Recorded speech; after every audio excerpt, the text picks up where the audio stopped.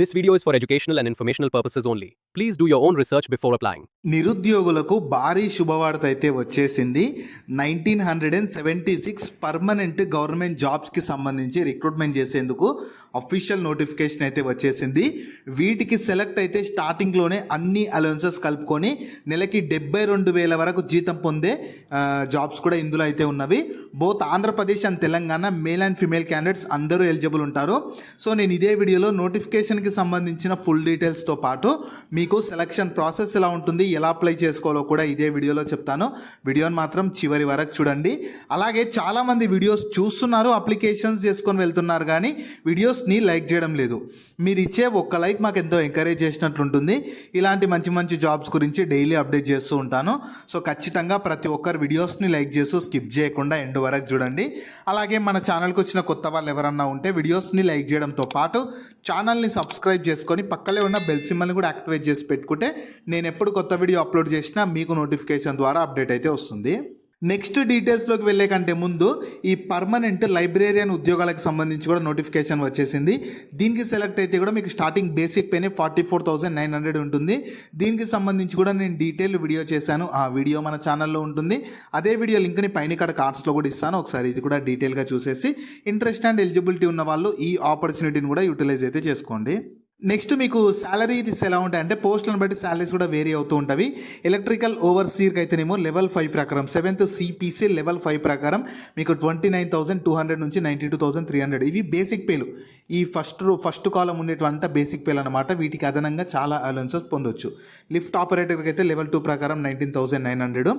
ఈ IT assistant grade ఏకి అయితేనేమో లెవెల్ 4 ప్రకారం 25,500. జూనియర్ సైంటిఫిక్ అసిస్టెంట్కి అయితే లెవెల్ 5 ప్రకారం 29,200. ఈ టెక్నికల్ అసిస్టెంట్ హిందీకి అయితేనేమో లెవెల్ 6 ప్రకారం 35,400. టీజీటీ కంప్యూటర్ సైన్స్కి అయితేనేమో లెవెల్ 7 ప్రకారం 44,900. ఇవన్నీ బేసిక్ పేలు మాత్రమే. వీటికి అదనంగా చాలా అలవెన్సెస్ బెనిఫిట్స్ చాలానే పొందొచ్చు. కాబట్టి చూసి అర్హత ఉంటే మాత్రం, ఇంకా నేను డీటెయిల్ క్వాలిఫికేషన్ కూడా ఏముండాలో చెప్తాను, చూసి అర్హత ఉంటే మాత్రం అవకాశాన్ని మాత్రం అస్సలు వదులుకోకండి. నెక్స్ట్ మీకు పోస్ట్ వైజ్గా నేను క్వాలిఫికేషన్ చెప్తాను. ఇందులో చాలా క్వాలిఫికేషన్స్ ఉన్న వాళ్ళకి వేకెన్సీస్ ఉన్నవి. మీరు క్లియర్గా లాస్ట్ వరకు చూస్తేనే మీకు క్లియర్గా అర్థమవుతుంది. సో ఫస్ట్ మీకు జేఎస్ఏ బయాలజీ వేకెన్సీకి మాస్టర్స్ ఇన్ జియాలజీ కానీ, బాటనీ కానీ, మైక్రోబయాలజీ కానీ, ఆంథ్రోపాలజీ కానీ, బయాలజీ కానీ, హ్యూమన్ బయాలజీ కానీ, లైఫ్ సైన్స్ కానీ, బయోకెమిస్ట్రీ కానీ, జెనెటిక్స్ కానీ, బయోటెక్నాలజీ కానీ, మాలిక్యులర్ బయాలజీ కానీ, ఫారెన్సిక్ సైన్స్ విత్ జియాలజీ లేదా botany as one of the పేపర్స్గా ఈ 3 years బ్యాచిలర్ సైన్స్లో చేసిన, లేదా మీరు బీటెక్ ఇన్ బయోటెక్నాలజీ చేసిన ఎలిజిబుల్ ఉంటారు.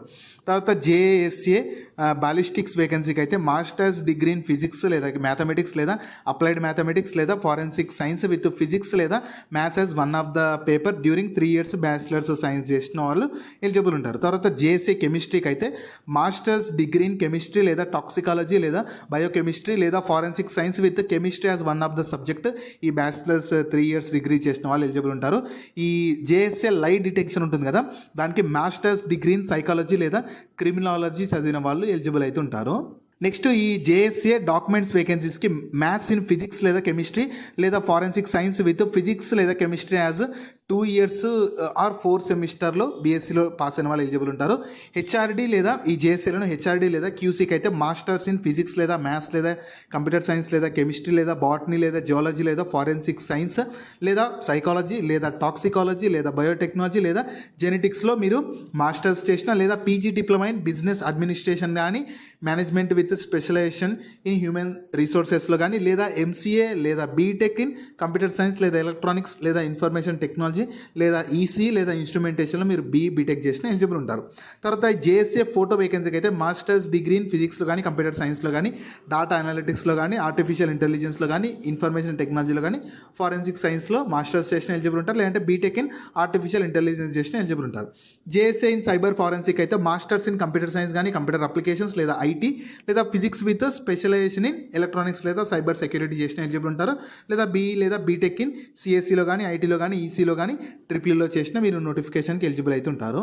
నెక్స్ట్ ఐటీ అసిస్టెంట్ గ్రేడ్ ఏకి అయితే 12th స్టాండర్డ్ పాస్ అంటే 10+2 ఇంటర్ ఐటీఐ డిప్లొమా ఏది పాస్ అవ్వడంతో ఏదో ఒకటి పాస్ అవ్వడంతో పాటు టైపింగ్ స్పీడ్ ఉండాలి. స్పీడ్ ఉన్న వాళ్ళు ఎలిజిబుల్ ఉంటారు. దీనికి ఇంగ్లీష్ సపరేట్ ఉంటుంది, హిందీ సపరేట్ ఉంటుంది. అండ్ డాటా ఎంట్రీ వర్క్కి సంబంధించి కూడా మీకు ఒక యాప్టిట్యూడ్ టెస్ట్ ఉంటుంది, అది క్వాలిఫై అయితే మీకు సరిపోతుంది. ఇంకా అంతే, అంతకుమించి ఏమీ అవసరం లేదు ఈ ఐటీ అసిస్టెంట్ గ్రేడ్ ఏకి. డాటా ప్రాసెసింగ్ అసిస్టెంట్ గ్రేడ్ ఏకి అయితే డిగ్రీ అండ్ రికగ్నైజ్డ్ యూనివర్సిటీ, మీరు రికగ్నైజ్డ్ యూనివర్సిటీ నుంచి డిగ్రీ కానీ లేదంటే diploma in computer engineering of 3 years డ్యూరేషన్లో మీరు డిప్లొమా పొందిన ఎలిజిబుల్ ఉంటారు. ప్లస్ 1 year ఎక్స్పీరియన్స్ ఉండాలి ఎలక్ట్రానిక్ డేటా ప్రాసెసింగ్కి సంబంధించి, లేదా degree in computer engineering and typing speed ఉన్న ఎలిజిబుల్ అయితే ఉంటారు. ఇలా ఈ 3 క్వాలిఫికేషన్స్లో ఉన్న వాళ్ళు ఎలిజిబుల్ ఉంటారు.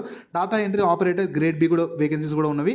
డిగ్రీ లేదా 3 years diploma in computer engineering కానీ డిజిటల్ ఎలక్ట్రానిక్స్ కానీ ఈసీ విత్ కంప్యూటర్ అప్లికేషన్స్ లేదా ప్రోగ్రామింగ్ అండ్ టైపింగ్ స్పీడ్ ఉన్న వాళ్ళు ఈ డాటా ఎంట్రీ ఆపరేటర్కి ఎలిజిబుల్ ఉంటారు. సో మీరు డిగ్రీ ఉన్న ఎలిజిబుల్ ఉంటారు, లేదా 3 years డిప్లొమా ఇక్కడ ఇచ్చిన డిసిప్లిన్స్లో ఉన్న మీరు ఎలిజిబుల్ ఉంటారు. నెక్స్ట్ ఫిట్టర్ గ్రేడ్ 2కి అయితే trade certificate in plumber trade, అంటే మీరు ఐటీఐ ప్లంబర్ దాంట్లో ఐటీఐ చేసిన అండ్ 1 year ప్రాక్టికల్ ఎక్స్పీరియన్స్ కూడా ఉండాలి. తర్వాత లిఫ్ట్ ఆపరేటర్కి అయితే మెట్రికులేషన్ లేదా higher secondary and ITI certificate ఉన్న వాళ్ళు ఎలక్ట్రీషియన్లో వైర్మెన్లో ఐటీఐతో పాటు ఎలక్ట్రీషియన్ అంటే 10th పాటు ఐటీఐ ఇన్ ఎలక్ట్రీషియన్ వైర్మెన్ చేసిన వాళ్ళు లిఫ్ట్ ఆపరేటర్కి ఎలిజిబుల్ ఉంటారు. అసిస్టెంట్ ఆపరేటర్ కమ్ మెకానిక్ ఏసీకి అయితేనేమో మెట్రికులేషన్ లేదా మెట్రికులేషన్తో పాటు మెట్రికులేషన్లో ఫిజిక్స్ కెమిస్ట్రీ మ్యాథమెటిక్స్ సబ్జెక్ట్స్గా ఉండాలి. అలాగే ITI in refrigeration and air conditioning చేసిన వాళ్ళు ఎలిజిబుల్ ఉంటారు. దాంతోపాటు 2 years ఫీల్డ్ ఎక్స్పీరియన్స్ కూడా అడుగుతున్నారు. సబ్స్టేషన్ అప్రెంటిస్కి అయితే మెట్రికులేషన్తో పాటు ఐటీఐ ఈ 2 years ఎలక్ట్రీషియన్ ఐటీఐ చేసిన వాళ్ళు ఈ సబ్స్టేషన్ అప్రెంటిస్కి ఎలిజిబుల్ అయితే ఉంటారు. తర్వాత ఈ TGT trained graduate trainee computer సైన్స్కి అయితే బీసీఏ లేదా graduation in computer science or B లేదా బీటెక్ ఇన్ కంప్యూటర్ సైన్స్ లేదా ఇన్ఫర్మేషన్ టెక్నాలజీ లేదా గ్రాడ్యుయేషన్ ఇన్ ఎనీ సబ్జెక్ట్లో పాస్ అయిన వాళ్ళు ఎలిజిబుల్ ఉంటారు. తర్వాత డొమెస్టిక్ సైన్స్ టీచర్కి అయితే same bachelors degree in domestic సైన్స్లో కానీ హోమ్ సైన్స్లో and bachelors in education with domestic science and home సైన్స్లో టీచింగ్ సబ్జెక్ట్గా ఉన్న వాళ్ళు ఈ దానికి ఎలిజిబుల్ అయితే ఉంటారు.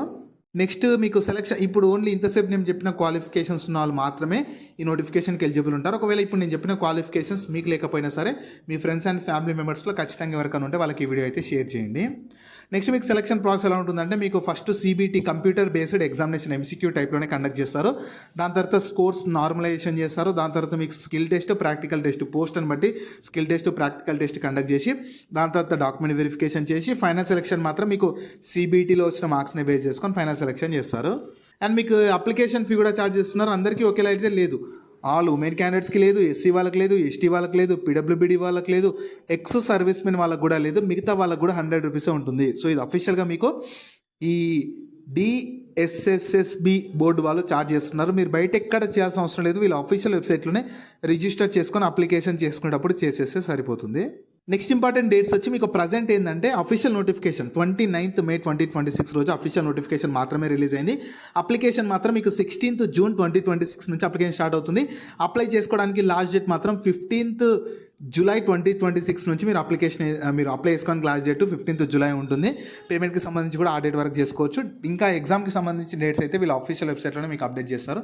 ఇంకా అయితే ఏమి ఇవ్వలేదు, ఫర్దర్గా వీళ్ళ అఫీషియల్ వెబ్సైట్లో అప్డేట్ చేస్తారు. అప్లై చేసుకునే వాళ్ళు ఫర్దర్గా వీళ్ళ అఫీషియల్ వెబ్సైట్ని చెక్ చేస్తూ ఉండాలి. నెక్స్ట్ మీకు అప్లికేషన్ ప్రాసెస్ మాత్రం రఫ్గా ఎలా ఉంటుందో చెప్తాను. ఫస్ట్ ఏంటంటే ఇక్కడ ఇచ్చిన వీళ్ళ అఫీషియల్ వెబ్సైట్కి వెళ్ళాలి. ఈ అఫీషియల్ వెబ్సైట్ మీరు గూగుల్లో సర్చ్ చేసిన వస్తుంది, కింద డిస్క్రిప్షన్లో కామెంట్ సెక్షన్లో కూడా ఇస్తాను, మీరు అక్కడ నుంచి యాక్సెస్ చేసుకోవచ్చు. అందులో ఏంటంటే మీకు ఆల్రెడీ అకౌంట్ ఉంటే లాగిన్ అయిపోవచ్చు, అకౌంట్ లేకపోతే రిజిస్టర్ చేసుకోవాలి. చేసుకున్నాక మీ ఫోటో సిగ్నేచర్ మీ డీటెయిల్స్ అన్నీ అడుగుతుంది. కేటగిరీని బట్టి లాస్ట్కి ఓన్లీ ఉన్న వాళ్ళకు 100 rupees వస్తుంది. అది చేసి సబ్మిట్ చేసి మీ అప్లికేషన్ కంప్లీట్ అయిపోతుంది. లాస్ట్కి సబ్మిట్ చేసిన మీకు అప్లికేషన్ ఫామ్ వస్తుంది, దాన్ని ప్రింట్అవుట్ తీసి పెట్టుకోండి. మీకు ఫర్దర్గా డీవీ అప్పుడు కానీ ఫర్దర్ సెలక్షన్ అప్పుడు యూజ్ అయితే అవుతుంది. జాబ్ లింక్ని వీడియో కింద డిస్క్రిప్షన్లో అలాగే కామెంట్ సెక్షన్లో పిన్ చేసా. ఫస్ట్ లింక్ ఓపెన్ చేస్తే ఇలా వెబ్సైట్ ఓపెన్ అవుతుంది. అందులో జాబ్ ఫుల్ డీటెయిల్స్ ఉంటాయి. చూసాక కిందకి స్క్రోల్ చేస్తే నోటిఫికేషన్ PDF ఉంటుంది. దాన్ని డౌన్లోడ్ చేసుకొని డీటెయిల్స్ అన్ని చెక్ చేశాక కిందనే అప్లై లింక్ ఉంటుంది, దానిపైన క్లిక్ చేస్తే ఇలా స్క్రీన్ మీద కనిపిస్తున్నట్లయితే వీళ్ళ అఫీషియల్ వెబ్సైట్ ఓపెన్ అవుతుంది. ఇక్కడ ఆల్రెడీ అకౌంట్ ఉన్న వాళ్ళు కింద రైట్ సైడ్లో click here to sign in పైన క్లిక్ చేయండి. అకౌంట్ లేని వాళ్ళు click here for new registration పైన క్లిక్ చేస్తారంటే రిజిస్ట్రేషన్ చేసుకొని అప్లై అయితే చేసుకోవచ్చు. అండ్ మీకు ఇంకా అప్లికేషన్ స్టార్ట్ అవ్వలేదు, స్టార్ట్ అయినాక ఇక్కడ నుంచి అప్లికేషన్స్ అయితే చేసుకోవచ్చు. సో ఈ ఆపర్చునిటీ మీకు మన government of NCT of Delhi వాళ్ళైతే ఢిల్లీ సబార్డినేట్ సర్వీసెస్ సెలక్షన్ బోర్డులో నుంచి ఈ 1900కి పైగా వేకెన్సీస్కి రిక్రూట్మెంట్ చేసేందుకు అఫీషియల్ నోటిఫికేషన్ వచ్చేసింది అనమాట. ఎవరైనా ఎలిజిబుల్ ఉంటారు. ఈ ఢిల్లీ అనేది ఒక యూనియన్ టెరిటరీ, అంటే ఒక సెంట్రల్ గవర్నమెంట్ కిందకి వస్తుంది కాబట్టి ఇండియన్ సిటిజన్స్ ఎవరైనా ఎలిజిబుల్ ఉంటారు. కాకపోతే మీకు పోస్టింగ్ మాత్రం ఢిల్లీలోనే ఉంటుంది. పర్లేదు, మాకు ఆల్ ఓవర్ ఇండియా ఎక్కడైనా సరే మంచి జాబ్ కావాలనుకుని ఎవరైనా ఈ అవకాశాన్ని యూటిలైజ్ అయితే చేసుకోవచ్చు. సో వీటికి సంబంధించిన లింక్స్ అన్ని వీడియో కింద డిస్క్రిప్షన్ లో అలాగే కామెంట్ సెక్షన్ లో పిన్ చేసా చూడండి. అలాగే మీ ఫ్రెండ్స్ అండ్ ఫ్యామిలీ మెంబర్స్ అందరికి కూడా షేర్ చేయడం మాత్రం మర్చిపోకండి. మీకు జాబ్స్ గురించి ఎలాంటి డౌట్స్ ఉన్నా సరే కింద కామెంట్స్ లో అడగండి, నేను ప్రతి కామెంట్ కి రిప్లై అయితే ఇస్తాను.